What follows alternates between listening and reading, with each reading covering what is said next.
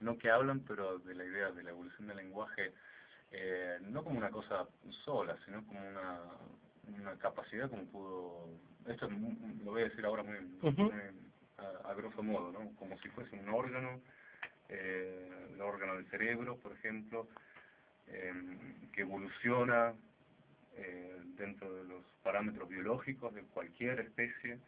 El lenguaje es, digamos, un aspecto biológico, pero es solo característico de la especie humana. Es lo único que nos distingue a nosotros de otros animales.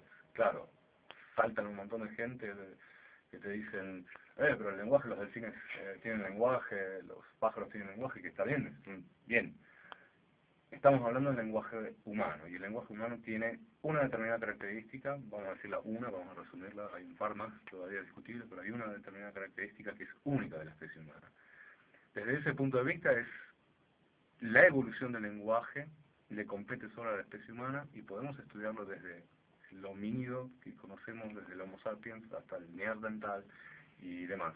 En la charla que vamos a hablar hoy vamos a pasar por un montón de cuestiones paleontológicas también, bastante. O sea, por ahí me quedé a mitad de camino cómo va a ser la charla, pero por ahí lo podemos... No, lo vamos a decir, eso no te preocupes, ¿eh? Me interesa esto de la evolución del lenguaje, como decís que va evolucionando casi de una manera biológica, me hace acordar, viendo en distintas culturas cómo se expresa el lenguaje, a Lacan, que decía que en Asia, al tener un lenguaje distinto, o un idioma distinto en realidad, hasta él decía, sienten de otra manera.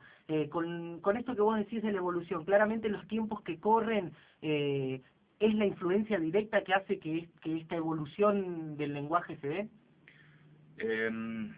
Hay que tomar un parámetro clave que es a qué llamamos lenguaje. Mucha gente confunde que justamente este es uno de los puntos de la lengua como sistema, ¿no? El lenguaje es nuestro aparato formal, nuestra capacidad cognitiva para crear estos sistemas diferentes, que son nuestras lenguas, o dialectos lo llaman los sociolingüistas o los funcionalistas, y dentro del generativismo, dentro de los chomskyanos, de los cuales me incluyo, no existen para nosotros dialectos, sino son sistemas, variaciones de lenguas.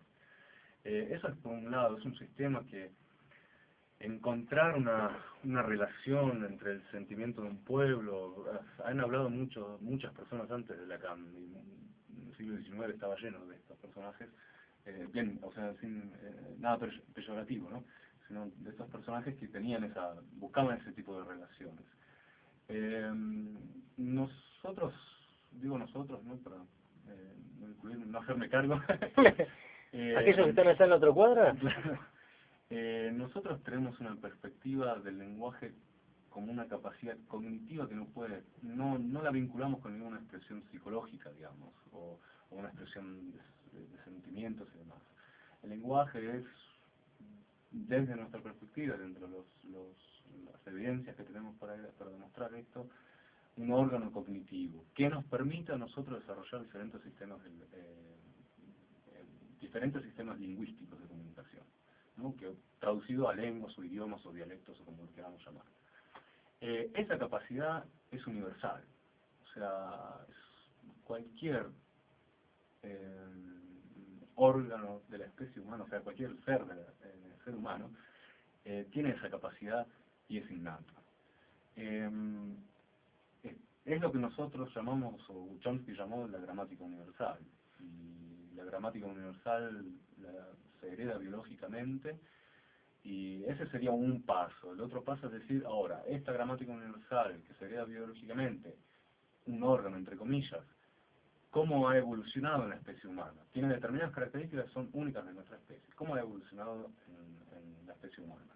Esa sería la pregunta clave. ¿Qué sucede con el uso del lenguaje en China? ¿Qué sucede con el uso del lenguaje en una comunidad en África, o en la selva amazónica, o en Buenos Aires?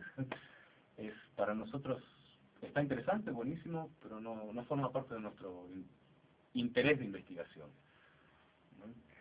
Bien, ya estamos llegando al final del programa, yo no quiero dejar